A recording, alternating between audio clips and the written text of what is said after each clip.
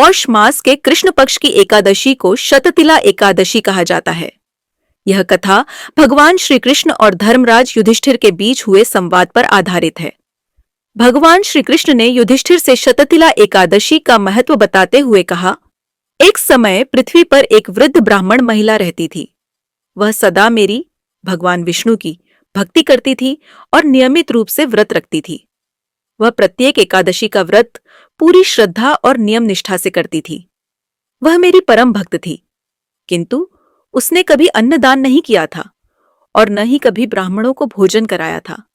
जब भी कोई उससे दान मांगता, वह उसे मना कर देती थी।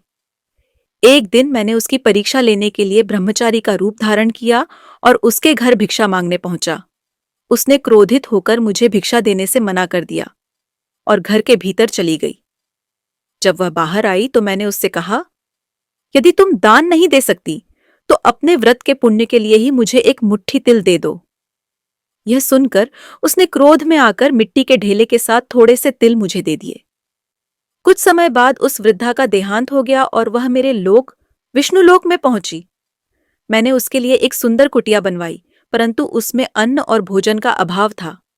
तब उसने मुझसे पूछा, हे प्रभु, मैंने जीवन भर आपकी भक्ति की, अनेक व्रत किए, फिर भी मेरे निवास स्थान पर अन्न की कमी क्यों है? मैंने उत्तर दिया, हे भक्ते, तुमने दान का पुण्य नहीं किया। तुमने व्रत तो किए, पर किसी भूखे को भोजन नहीं कराया।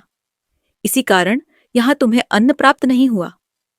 फिर मैंने उससे कहा, जब देवियां तुम्हारे पास आई तब उनसे शततिला एकादशी की विधि और महिमा पूछना। जब तक वे सब न बता दें तब तक द्वार मत खोलना। उस वृद्धा ने वैसा ही किया। देवियों ने उसे शततिला एकादशी की कथा, व्रत विधि और तिलदान का महत्व बताया। इसके बाद उसने विधिपूर्वक शततिला एकादशी का व्रत किया और तिल का दान दिया। इस व्रत के पुण्य और तिल दान के प्रभाव से उसकी कुटिया सभी प्रकार के अन्न धन से भर गई।